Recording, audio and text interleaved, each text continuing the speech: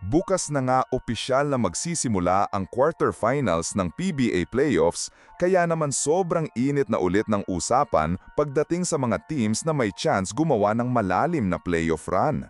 Maraming fans ang excited makita kung sino ang angat at kung sino ang may mga bagong adjustments pagdating sa kanilang rotations. At syempre, isa sa mga teams na talagang nakakuha ng atensyon ngayon ay ang San Miguel Beermen dahil kahit nasa twice-to-beat disadvantage sila, mukhang may nakaabang silang bagong baraha na pwede nilang gamitin ngayong playoffs. Kasabay naman yan, usap-usapan din ngayon ang posibleng pagbabalik ni Rondae Hollis Jefferson para sa TNT Tropang 5G sa susunod na conference. Alam naman ng lahat kung gaano kalaking impact ang naibigay niya sa TNT noong mga nakaraang conferences, lalo na sa finals.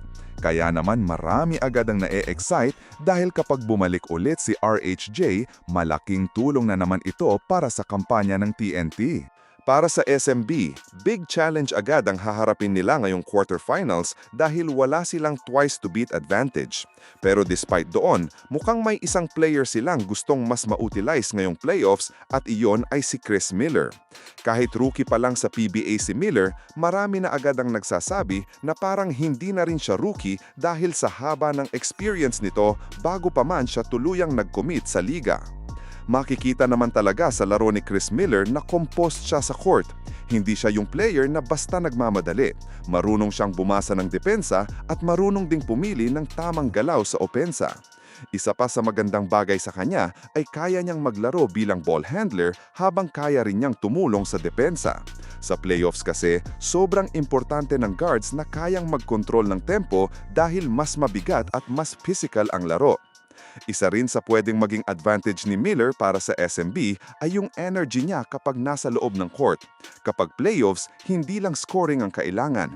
Kailangan mo rin ng players na kayang dumepensa, kumuha ng loose balls at gumawa ng small plays na sobrang importante sa dikitang laban. At mukhang isa iyon sa mga kayang ibigay ni Chris Miller para sa San Miguel. Pwede rin siyang maging big help sa pag-spread ng floor dahil may capability siyang tumira sa labas kapag nabigyan ng space. Kapag may guard kasi na kayang umiscore outside, napipilitang bumuka ng depensa ng kalaban. At kapag nangyari iyon, mas nagiging madali para sa SMB na gumalaw sa kanilang offensive sets. Hindi man siya yung tipong laging mataas ang puntos, pero yung presence niya sa floor malaking bagay pa rin. Isa pa sa maganda kay Miller ay yung confidence niya kahit malaking games na agad ang haharapin niya. Hindi siya mukhang takot sa pressure at malaking bagay iyon lalo na sa playoffs atmosphere. Alam naman natin na maraming rookies ang hirap agad mag-adjust kapag playoff basketball na. Pero kay Miller, mukhang handa siya sa ganitong klaseng sitwasyon. Pagdating naman sa TNT Tropang 5G, mukhang isa sa pinakamalaking usapan para sa susunod na conference ay ang posibleng pagbabalik ni Rondae Hollis Jefferson bilang import ng team. Matatandaan na isa si RHJ sa pinaka-successful imports ng TNT nitong mga nakaraang conferences dahil sobrang laki talaga ang naging impact niya sa kanilang sistema. Kapag pinag-usapan si RHJ, hindi lang kasi scoring agad ang pumapasok sa isip ng fans. Isa siya sa mga imports na talagang kompleto pagdating sa laro. Kaya niyang umiscore, dumepensa, kumuha ng rebounds at gumawa ng plays para sa teammates niya. Kaya naman sobrang bagay siya sa sistema ng TNT dahil hindi niya kailangang pilitin lahat ng tira para lang maging effective. Makikita rin kung gaano siya kaimportante dahil naging 3-0 siya sa finals laban sa Barangay Ginebra San Miguel. At alam naman ng lahat na hindi basta-basta kalaban ang Ginebra pagdating sa championship stage. Kaya malaking bagay na napapatunayan ni RHJ na kaya niyang dalhin ang TNT sa matataas na pressure games. Isa pa sa pinakamalaking na itutulong ni RHJ ay yung intensity niya sa depensa. Hindi siya yung import na aantayin lang ang bola para umiscore. Talagang gumagalaw siya both offense and defense. Kaya niyang bantayan iba't ibang posisyon at malaking tulong iyon lalo na sa modern basketball ngayon na mas mabilis at mas switchable ang depensa. Sa opensa naman, malaking bagay yung capability niyang umatake, papasok habang kaya ring gumawa ng tamang pasa. Kapag pumapasok kasi siya sa depensa ng kalaban, napipilitan mag-collapse ang depensa kaya nagkakaroon ng open looks ang teammates niya. At doon lalong nagiging dangerous ang TNT dahil mas gumaganda ang spacing at ball movement nila. Isa rin sa maganda kay RHJ ay yung leadership niya habang nasa court. Makikita talaga na mataas ang energy niya kada laro at nahahawa rin ang buong team. Sa mga dikitang maaban, malaking bagay yung may import na kayang manatiling composed habang tuloy pa rin ang agresibong laro. Habang papalapit ng papalapit ang mas mabibigat na laban sa PBA, mas lalong nagiging exciting makita kung paano gagalaw ang bawat teams pagdating sa kanilang adjustments at rotations.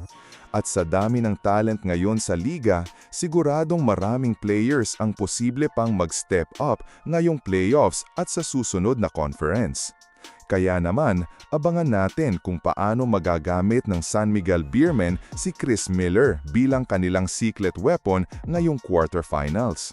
Habang exciting ding makita kung gaano kalaking impact ulit ang maibibigay ni Rondae Hollis Jefferson sakaling muling magsuot ng jersey ng TNT Tropang 5G sa Governors Cup. Bukas na nga opisyal na magsisimula ang quarterfinals ng PBA playoffs, kaya naman sobrang init na ulit ng usapan pagdating sa mga teams na may chance gumawa ng malalim na playoff run.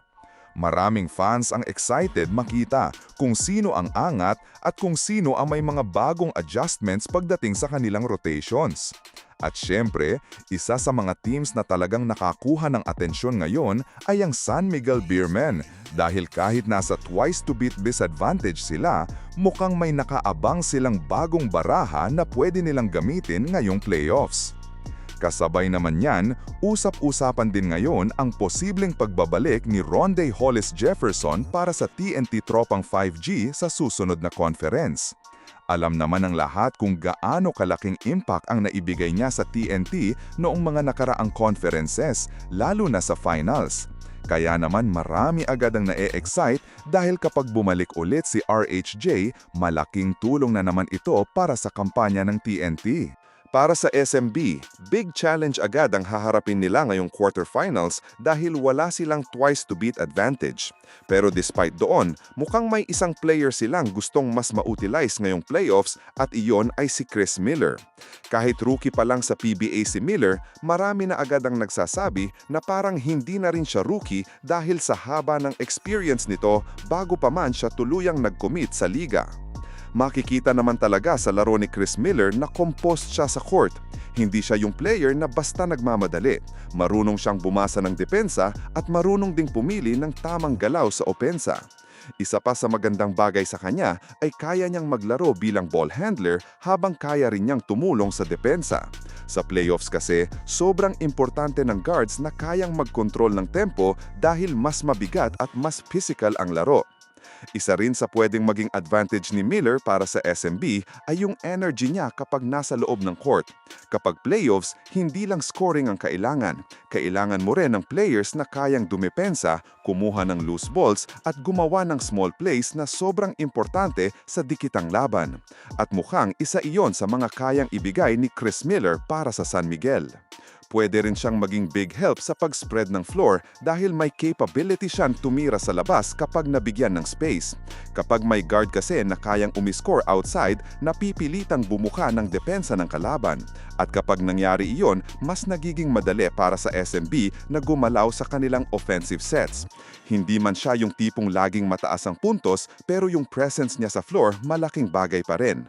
Isa pa sa maganda kay Miller ay yung confidence niya kahit malaking games na agad ang haharapin niya. Hindi siya mukhang takot sa pressure at malaking bagay iyon lalo na sa playoffs atmosphere. Alam naman natin na maraming rookies ang hirap agad mag-adjust kapag playoff basketball na. Pero kay Miller, mukhang handa siya sa ganitong klaseng sitwasyon. Pagdating naman sa TNT Tropang 5G, mukhang isa sa pinakamalaking usapan para sa susunod na conference ay ang posibleng pagbabalik ni Rondae Hollis Jefferson bilang import ng team. Matatandaan na isa si RHJ sa pinaka-successful imports ng TNT nitong mga nakaraang conferences dahil sobrang laki talaga ang naging impact niya sa kanilang sistema. Kapag pinag-usapan si RHJ, hindi lang kasi scoring agad ang pumapasok sa isip ng fans. Isa siya sa mga imports na talagang kompleto pagdating sa laro. Kaya niyang umiscore, dumepensa, kumuha ng rebounds at gumawa ng plays para sa teammates niya. Kaya naman sobrang bagay siya sa sistema ng TNT dahil hindi niya kailangang pilitin lahat ng tira para lang maging effective.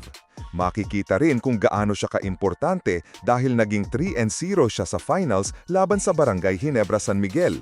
At alam naman ng lahat na hindi basta-basta kalaban ang Ginebra pagdating sa championship stage.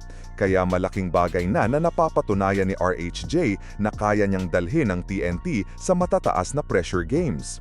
Isa pa sa pinakamalaking na itutulong ni RHJ ay yung intensity niya sa depensa. Hindi siya yung import na aantayin lang ang bola para umiscore. Talagang gumagalaw siya both offense and defense. Kaya niyang bantayan iba't ibang posisyon at malaking tulong iyon lalo na sa modern basketball ngayon na mas mabilis at mas switchable ang depensa. Sa opensa naman, malaking bagay yung capability niyang umatake, papasok habang kaya ring gumawa ng tamang pasa. Kapag pumapasok kasi siya sa depensa ng kalaban, napipilitan mag-collapse ang depensa kaya nagkakaroon ng open looks ang teammates niya. At doon lalong nagiging dangerous ang TNT dahil mas gumaganda ang spacing at ball movement nila. Isa rin sa maganda kay RHJ ay yung leadership niya habang nasa court. Makikita talaga na mataas ang energy niya kada laro at nahahawa rin ang buong team. Sa mga dikitang maaban, malaking bagay yung may import na kayang manatiling composed habang tuloy pa rin ang agresibong laro. Habang papalapit ng papalapit ang mas mabibigat na laban sa PBA, mas lalong nagiging exciting makita kung paano gagalaw ang bawat teams pagdating sa kanilang adjustments at rotations. At sa dami ng talent ngayon sa liga, siguradong maraming players ang posible pang mag-step up ngayong playoffs at sa susunod na conference. Kaya naman, abangan natin kung paano magagamit ng San Miguel Beermen si Chris Miller bilang kanilang secret weapon ngayong quarterfinals. Habang exciting ding makita kung gaano kalaking impact ulit ang maibibigay ni Rondae Hollis Jefferson sakaling muling magsuot ng jersey ng TNT Tropang 5G sa Governors Cup.